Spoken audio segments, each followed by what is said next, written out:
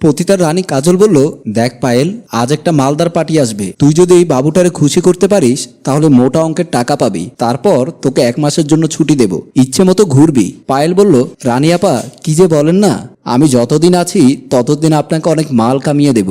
মোটা অঙ্কের টাকা পেলে তুমিও রেস্ট নেবে, মোটা অঙ্কের টাকা পেলে তুমিও রেস্ট নেবে। তারপর দুজনে একসাথেই ঘুরবো, ভব ঘুরে। তারপর বুড়ো বয়সে দুজনে একটা পান বিড়ির দোকান দেব। কাজল বলল, তোকে সেই ছোট থেকেই দেখে আসছি, তোর কষ্ট সহ্য হয় না বলে পার্টি আসলে তোকে লুকিয়ে রাখি, কারো সামনে যেতে দেই না। শুধু মালদার পার্টি আসলে তোকে বলি যাতে বেশি টাকা হাতিয়ে নিতে পারিস, না হলে এখানে কত শুয়োরের বাচ্চা আসে, তারা একদিনে তোকে গিলে গিলে খেত।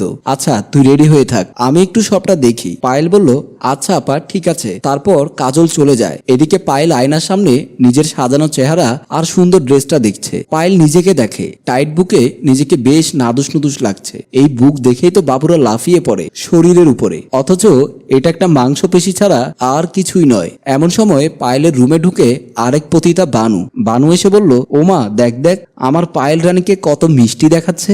বাবুটা দেখলে একদম জিভ থেকে লালা পড়তে থাকবে। এটা বলতেই পায়েল হেসে উঠল আর বলে, কি যে বলিস বানু, তুই তো জানিস যতক্ষণ না ড্রেস খুলবো ততক্ষণ তো কোনো টাকাই দেবে না। আমাদের মুখ দেখে কেউ টাকা দেয় না। সারা রাত কুকুরের মতো ছিঁড়ে ছিঁড়ে খাবে, সারা রাত কুকুরের মতো ছিঁড়ে ছিঁড়ে খাবে, প্রত্যেক জায়গায় কামড়াবে।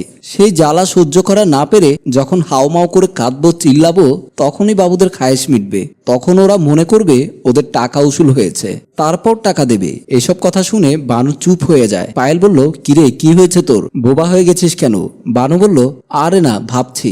পায়েল বলল, এত ভাবতে হবে না, জানিস কাজল রানী বলেছে আজ একজন মালদার পার্টি আসবে, তাকে যদি খুব খুশি করতে পারি অনেক বকশিশ দেবে। বানু বলল, তোকে দেখে যে কেউ আকৃষ্ট হবে, তোর চেহারা ঝলক দেখলেই টাকা দিয়ে দিবে, সাথে মনটাও। রাত প্রায় অনেক হয়ে গেছে। একই রুমে মালদার লোকটি আর পায়েল খাটে বসে আছে। পায়েল কিন্তু লোকটি থেকে একটু দূরেই বসা। তার পাশেই দুটি দামি মোবাইল, হাতে ব্র্যান্ডের ঘড়ি, সিগারেটের প্যাকেট, দামি চশমা। পায়েল বলল, এই যে একটু পরে কিন্তু ফজর হয়ে যাবে, তাতে আপনার লস হবে। এমন সময় দরজায় টোকা দেয় একটা ছেলে। দুজনেরই চোখ পড়ে দরজায়। লোকটি দরজার পাশে যায় আর দরজা খুলে দেয়। ছেলেটি বলল, স্যার আপনার কিছু লাগবে? লোকটি বলল, আমি একটু পরে জানাবো। ছেলেটি বলল, আচ্ছা স্যার ধন্যবাদ। লোকটি দরজা বন্ধ করে পায়েলের পাশে আসে আর বলে, আপনি কি খাবেন? পায়েল বলল, আপনি কথা বলতে পারেন? আসলে আমি ভাবলাম আপনি বোবা।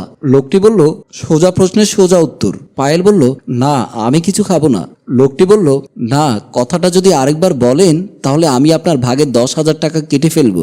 পায়েল কথাটা শুনে মনে মনে ভাবছে, না বললে 10,000 টাকা কেটে ফেলবে বলছে। জানি না কাজল আপা আমার জন্য কত টাকা নিয়েছে। লোকটি বলল, কি হলো চুপ কেন, কি খাবেন? পায়েল বলল, আপনি যা খাবেন আমিও তাই খাবো। বললাম রাত পেরিয়ে যাচ্ছে, যা করার করে ফেলি। লোকটি বলল, আপনারা তো তাড়া কেন? রাত এটা চলে গেলে কাল আবারও আসবো, আবারও অনেক টাকা নিবে, তোমার এত মাথা ব্যথা কেন? কথাগুলো শুনে পায়েল হা করে তাকিয়ে আছে আর ভাবছে, আল্লাহ কত টাকা আছে কে জানে। পায়েল বলল, আচ্ছা আপনি যা বলেন। পরের দিন 3 পতিতা একসাথে গল্প করছে। এমন সময় দরজায় টোকা পড়ে আর সেখানে থাকা ছেলেটি দরজা খুলে দেয়। দরজায় দেখা যায় একটি মধ্যবয়সী লোক, সাথে একটি ছোট্ট মেয়ে। তারা ভেতরে আসে আর পতিতার রানী কাজল বলল, আপনি কে? লোকটি বলল, আসলে কাজল আপা আমার নাম কিবরিয়া, মেয়েটিকে আমি বিক্রি করতে এসেছি। মেয়েটি তখন ভয়ে ভয়ে কাঁদছে। কাজল বলল, তো কত টাকা দিতে হবে? এমনিতেও মেয়েটি ছোট, কাস্টমাররা বেশ পছন্দ করবে। কিবরিয়া বলল, তাই তো নিয়ে আসলাম, 50,000 দেন, তাতেই চলবে। কাজল বলল, এই পায়েল যা টাকা নিয়ে আয়। পায়েল উঠে টাকার জন্য গেছে। মেয়েটিকে কাজল পাশে টেনে নিয়ে বলছে, কান্না করো না মামুনি, দেখবে তুমি খুব উন্নতি করবে, তুমি অনেক বড় হবে। পায়েল টাকার একটা ব্যাগ এনে দেয় কাজলকে। কাজল বলল, এই নেন গুনে নেন। কিবরিয়া বলল, থাক গুনতে হবে না, আমি জানি আপনার হিসাব কি রকম, তাহলে আমি আসি। লোকটি চলে যায় আর পায়েল বলল, আপা আমি একটা কথা বলি। কাজল বলল, বল। পায়েল বলল, আপু এই মেয়েটাকে আমারে দিয়ে দেন, আমি চাই মেয়েটি আমার হেফাজতের থেকে বড় হোক। কাজল বলল, কি পাগল হয়েছিস, এত টাকা দিয়েছি মেয়েটার জন্য।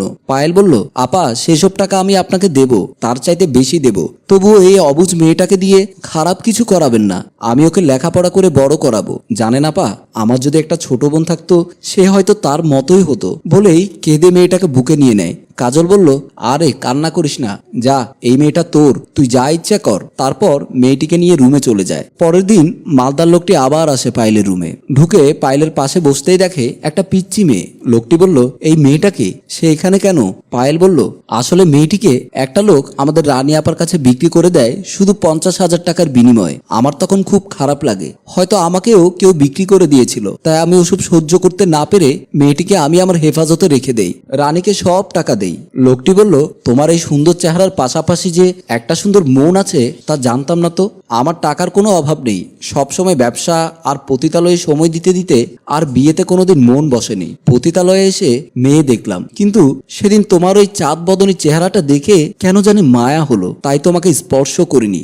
আজ তোমার ভেতরের মনুষ্যত্ব দেখে কেন জানি আরো দুর্বল হয়ে গেলাম। একটা পতিতা মেয়ে কিনা আরেকটা মেয়ের জন্য এত টান, এত ভালোবাসা। তোমার মতো মেয়েকে মন ভরে সম্মান আর স্যালুট জানানো দরকার। যদি তুমি রাজি থাকো, তোমার এই মনুষ্যত্বকে আমি আমার করে নিতে চাই। পায়েল বলল, মানে কি বলতে চান আপনি? লোকটি বলল, পায়েল, তোমাকে বিয়ে করে ঘরে নিতে চায়। এতদিনের করা পাপ অন্তত একটু কমবে। পায়েল বলল, তা কি করে সম্ভব? আপনি বড় লোক, অনেক নাম করা ব্যবসায়ী, আর আমি একটা পতিতা। সমাজ কি বলবে আপনাকে? লোকটি বলল, সমাজ দিয়ে কি হবে? সমাজ কি পেরেছে এরকম ছোট ছোট মেয়েকে বাঁচাতে, যারা যুবতী না হতেই যৌবন হারায়? আমার তো ফাইনাল ডিসিশন, তোমাকে আমার লাগবেই। পায়েল হেসে বলল, আমার তাতে কোনো আপত্তি নেই, তবে এই নিষ্পাপ মেয়েটি আমাদের সাথেই থাকবে। লোকটি বলল, তার জন্যই তো তোমার আমার এই মধুক্ষণ। তারপর পায়েল মেয়েটিকে বুকে টেনে নেয় আর হেসে ওঠে। সম্মানিত ভিউয়ার্স, আমি হাশেম রাজু। এই সমাজে কে কিভাবে বড় হচ্ছে তা আমাদের অজানা, তাই যতটুকু পারি আমরা নিজেরা দায়িত্ব নিয়ে দেশ ও জাতিকে একটা সুন্দর মুহূর্ত উপহার দিতে পারি। গল্পটি ভালো লাগলে লাইক, কমেন্ট ও শেয়ার করুন।